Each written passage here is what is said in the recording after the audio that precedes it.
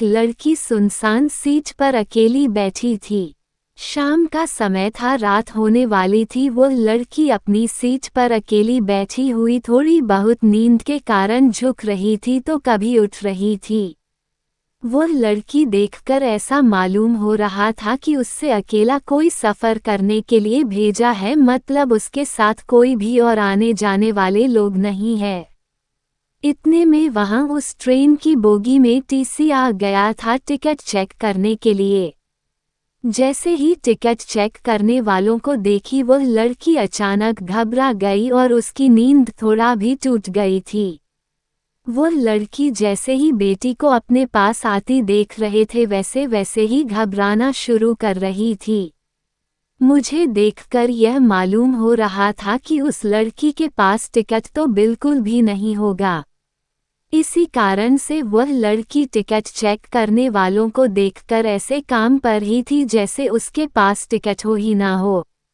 जैसी ticket check करने वाले उस लड़के से पूछता है कि टिकट दिखाओ, तभी वह लड़की गुमसुम और मधुर आवाज में कहती है कि मेरे पास टिकट नहीं है, मुझे बहुत जरूरी काम है, मेरी माँ की मृत्यु हो गई है, इसी काम से मैं शहर से गांव जा रही हूँ। मैं जल्दीबाजी में घर में पैसा भी भूल चुकी हूँ, इस कारण से मैं टिकट भी नहीं ले पाई थी। सुबह टिकट चेक करने वाले कहते हैं कि अगर आपने टिकट नहीं लिए तो आपको 300 रुपये फाइन देना होगा। ये देखकर लड़की के होश उड़ गए और उसकी आंखों से आंसू बहने जैसे लग रहे थे। मतलब कैसा मालूम हो रहा था कि वो लड़की कुछ देर में रो देती है।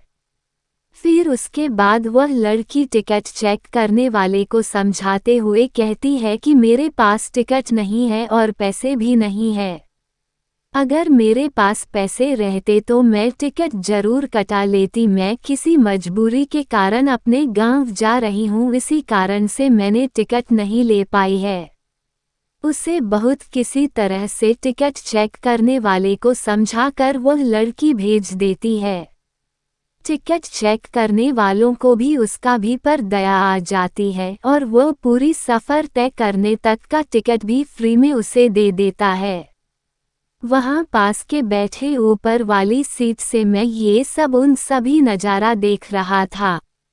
जब मैंने उस लड़की को देखा तो वह लड़की सोने ही वाली थी और अपना चादर उठाकर सोने के लिए अपने शरीर पर ओढ़ ली थी। थोड़ी देर बीत जाने के बाद उस लड़के को शायद नींद नहीं आ रही थी। फिर मैंने नीचे उतरा वॉशरूम जाने के लिए तो उस लड़के से मैंने पूछ ही लिया था। मैंने उस लड़के से पूछा था कि क्या आपके पास बिल्कुल भी पैसे नहीं है। वो लड़की घबराए और कहती है कि मैं जल्दीबाजी में घर से निकल गई हूँ, जिस कारण से मैं पैसे लेना उसी भूल गई हूँ। उसके बाद मैं उसे 500 रुपये अपनी जेब से निकालकर उसे देने का प्रयास करता हूँ, लेकिन फिर भी वह लेने से मना करती है। मैंने उससे कहा कि मैं तुम्हें कोई एहसान नहीं कर रहा हूँ, मैं तुम्हें अपना एड्रेस बता रहा हूँ, तुम्हारा जब मन करे तब इन पैसों को भेज सकते हो, लेकिन अभी तुम्हारा पैसों का बहुत जरूरी है, इसके बिना तुम भूखे रहोगे और घर जाने के लिए टैक्सी इत्यादि का भाड़ा भी तो चाहिए। इतना सुनते ही और मेरे मनाने के बाद वह लड़की पैसे ले लेती और कहती है कि मैं घर जाकर पैसे का इंतजाम करके आपको उन पैसे को भेज दूंगी। उस बहुत लड़की सो जाती है। लड़की का सफ़र सुबह में 2 बजे पूरा हो जाती है और लड़की उस ट्रेन से उतर जाती है। उसके बाद जब मैं नींद से ज़्यादा तो देखा कि वो लड़की अपनी सीट पर उपलब्ध नहीं है। फिर मैंने उस लड़की को ज़्यादा याद नहीं किया और अपने काम से काम रखा और मैं सो गया था। घर पहुंचकर उस दिन बीत जाने के बाद करीब 1 साल बीत जाने के बाद मैंने जिस पते पर पैसे भेजने के लिए एड्रेस दिया था उस पर एक चिट्ठी आती है। वह चिट्ठी उसी लड़के के द्वारा भेजी गई थी, जिसमें लड़की चिट्ठी में लिखती है कि मेरी प्यारी हमसफ़र और मेरे अजनबी हमसफ़र, आपके ही कारण मेरा सफ़र सुहाना हुआ था। अब मैं आपका कर्ज उतारना चाहती हूँ, लेकिन पैसे भेज कर मैं आपका कर्ज नहीं उतार सकती हैं। ऐसे में मेरी ख्वाहिश है कि मैं आपसे एक बार मिलकर आपका शुक्रिया अदा करूँ। साथ ही साथ उसे चिट्ठी पर नीचे मिलने के जगह के बारे में तथा समय के बारे में भी बताया गया था। यह देख मुझे रहा नहीं गया था। मैं उस दिन का इंतजार करने लगाता हूँ जिस दिन ये वक्त आएगा और मैं उस अजनबी लड़की से मिल पाऊंगा। आपको बता दें कि वह अजनबी लड़की मुझसे मिलने के लिए इतना बेकार क्यों थी मुझे भी नहीं पता था। लेकिन जब से मैंने उनकी मदद की थी मैं हमेशा सोचता रहता था कि कहीं वह लड़की भूल तो नहीं गई है, मेरा शुक्रिया अदा करना भी नहीं जानती है। उसके बाद मैं उसी दिन उसी समय पर इस समय की व्याख्या उसने अपनी चिट्ठी में की थी। जब मैं उस स्थान पर पहुंचा तो देखा कि वो लड़की पहले से उसी स्थान पर मौजूद है। जब मैंने उनसे पूछा कि आप बहुत पहले आ चुके थे क्या, तो वह लड़की कहती है कि मैं तो 1 घंटा पहले ही आ चुकी थी। मुझे लगा था कि तुम जरूर मेरे लिए आओगे। आगे लड़की कहती है कि जब से मैंने इन पैसों को लिया है, जब से मैंने आपको देखा है, मेरा दिल कहीं नहीं लगता है। मेरे जज्बात और मेरी जवानी हमेशा आपको ही याद करती रहती है। क्योंकि मैंने उस रात जब आप सो गए थे तो मैं आपके चेहरे की तरफ देखकर बहुत ज़्यादा खुश हुआ करती थी। मैं आपसे अपने प्यार का इजहार करने के लिए आई हूँ। अगर आपको कोई आपत्ति नहीं है तो आप मेरा प्यार स्वीकार कर सकते हैं। मैं पूरी जिंदगी आपके साथ गुजारने के लिए तैयार हूँ। साथ ही साथ मैंने अपने माता पिता से आज्ञा लेकर आई हो के और आपके बारे में बता कर भी आई हूँ। फिर उसके बाद मैं भी खुश हो जाता है, लड़की को तुरंत ही गले लगा लेता हूँ। फिर हम दोनों की शादी जल्द ही करवाने का हमारे माता पिता तथा अभिभावक वादा करते हैं। उसके बाद से फिर हम लोग दोनों फ़ोन पर खूब रात भर बातें करते हैं और जिंदगी का लुत्फ़ उठाते हैं। कोलकाता जैसी भीड़ भाड़ शहर में एक लड़का घूमने के लिए, कुछ दोस्तों के लिए और कुछ दोस्तों के साथ कुछ ऐतिहासिक जगहों को घूमने के लिए जाता है। कोलकाता पहले कभी नहीं किया था। वह पहली बार कोलकाता शहर में अपने कुछ सपने को लेकर तथा उसे जीने के बहाने अपने दोस्तों के साथ घूमने फिरने के लिए निकलता है। वह मौका था दुर्गा पूजा का। जैसा कि आप सभी को पता होगा कि कोलकाता में तथा बंगाल में दुर्गा पूजा काफ़ी धूमधाम से मनाई जाती है। तभी उनके सभी दोस्तों ने कहा कि चलो कोलकाता का दुर्गा पूजा भी देख लेंगे और साथ में कोलकाता शहर भी घूम लेंगे। जैसे ही कोलकाता में घूमने के बारे में सभी लड़का तभी हुआ, लड़का भी पूछता है कि अच्छा बताओ कोलकाता में ऐसी क्या क्या चीज़ है घूमने के लिए। अभी उसका दोस्त कहता है कि कोलकाता में घूमने के लिए चिड़ियाघर है, कोलकाता में घूमने के लिए विक्टोरिया मेमोरियल है, वाटर पार्क है और दीघा बीच है जहां हम लोग एंजॉय कर सकते हैं, मस्ती कर सकते हैं।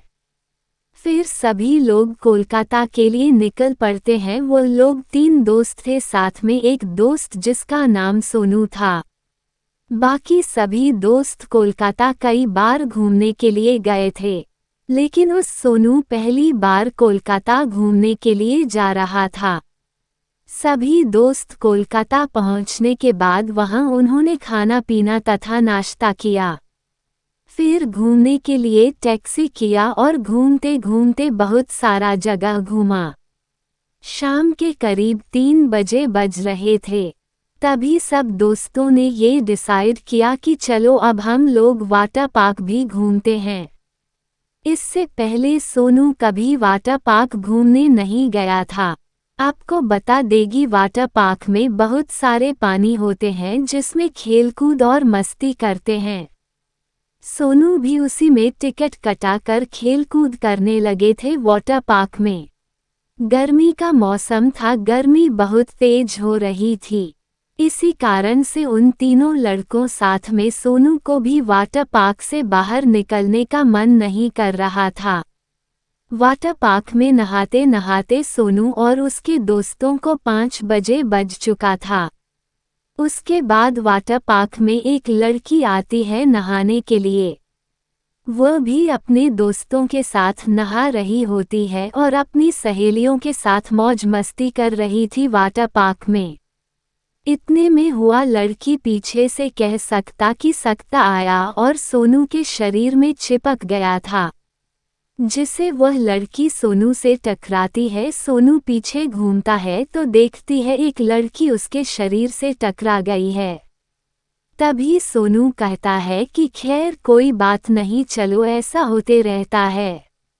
लड़की भी माफ़ी मांगी और कहती है कि मैं पीछे पीछे आ रही थी, मैंने नहीं देखा आपसे टकरा गई, इसके लिए सॉरी। उसके बाद सभी लोग फिर वाटर पार्क में नहाने लगते हैं। लड़के भी और उनके दोस्तों के साथ सभी नहावाकर बाहर निकल जाते हैं। जैसे ही सोनू और उसके दोस्त बाहर निकलते हैं वैसे वही लड़की लोग भी बाहर निकलती है। अब सोनू और उससे दोनों से मुलाकात होती है। वो लड़की कहती है कि मैं आपसे टकरा गई थी, उसके लिए मैं गलती मानती हूँ। कभी सोनू करता है ऐसी कोई बात नहीं, मैं तो उस दुर्घटना को कब का भूल चुका हूँ। तभी वह लड़की कहती है एक ही अच्छा है, कोई बात नहीं, मैं अब तो बिहार जा रही हूँ, क्या आप यहीं के रहने वाले हैं?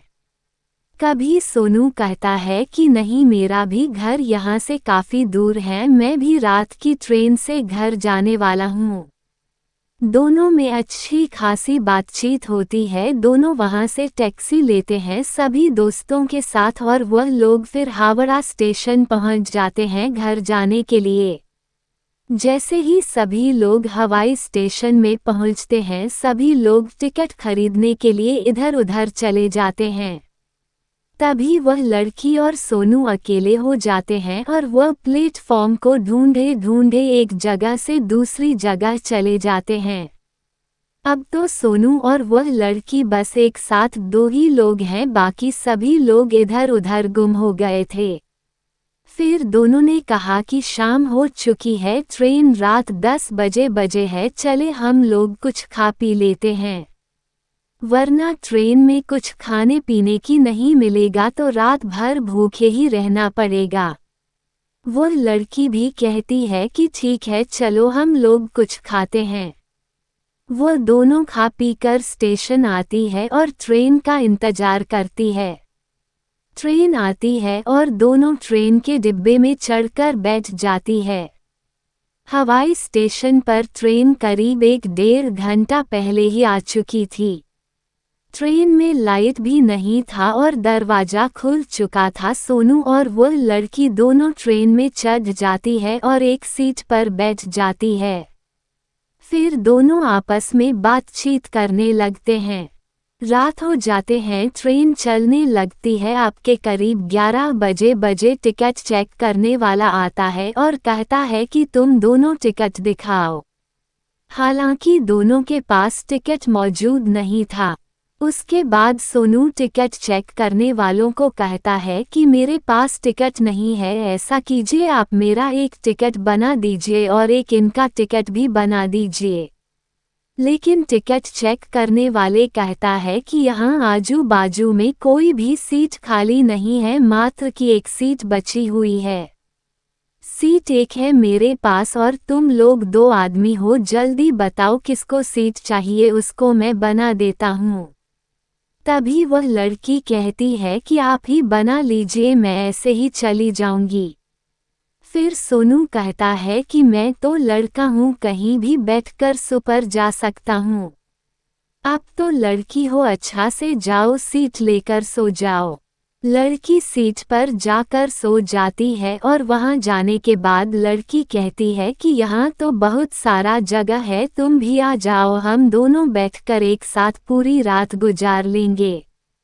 लड़का बहुत थका हुआ था दिन भर घूमने के बाद, मतलब कि सोनू भी थका हुआ था दिन भर घूमने के बाद और वह भी सीट पर आराम करना चाहता था।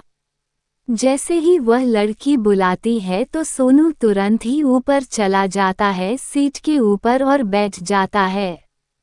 अब बैठे बैठे दोनों को नींद आने लगती है। रात के करीब 1 बजते हैं।